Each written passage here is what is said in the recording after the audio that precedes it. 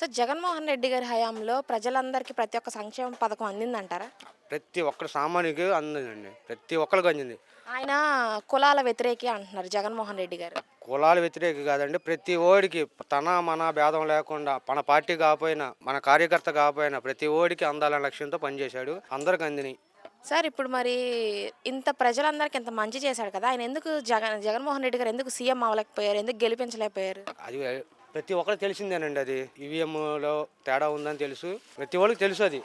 Sir మరి ఇప్పుడు ఉద్యోగాలు ఇస్తానన్నారు. విద్యారంగంలో పిల్లలకి అమ్మఒడి, ఫీజు రీయింబర్స్‌మెంట్లు కూడా ఏమీ లేవంట. మరి ఇప్పుడు పేద పిల్లలు ఎలా చదువుకోవాలి? జగన్మోహన్ రెడ్డి గారు ఉన్న టైంలో అమ్మఒడని, విద్యా దీవెనని అలాంటివి ఇచ్చారు. ఇప్పుడు మా పిల్లలు చదువుకోవట్లేదు, ఏమీ లేదు అని అంటున్నారు. దానికి మీరేం చెప్తారు? లేదంటే ఇప్పుడు జగన్మోహన్ రెడ్డి గారు ఉన్నప్పుడు మొత్తం ఇచ్చారండి. ప్రతి సంక్షేమ పథకంలో పిల్లల అమ్మఒడి గాని, ఆటో డ్రైవర్లకు గాని, రైతు భరోసా గాని మొత్తం ఇచ్చారు. ఇప్పుడు అప్పుడు ఉన్న గవర్నమెంట్‌లో ఎంతమంది స్కూల్‌కి వెళ్తున్నారు? ఇప్పుడు ఉన్న గవర్నమెంట్‌లో ఎంతమంది స్కూల్‌కి వెళ్తున్నారు?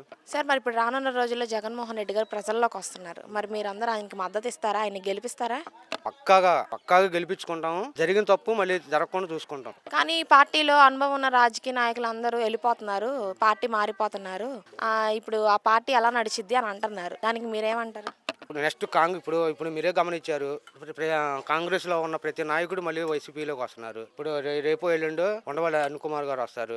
జేసీ బ్రదర్స్ వాళ్ళు వస్తున్నారు. చూడండి మీరే చూస్తారుగా ఈసారి ఎలా ఉండబోతుందో. వచ్చే వాళ్ళంతా రాజకీయ అవకాశం కోసం వస్తారు.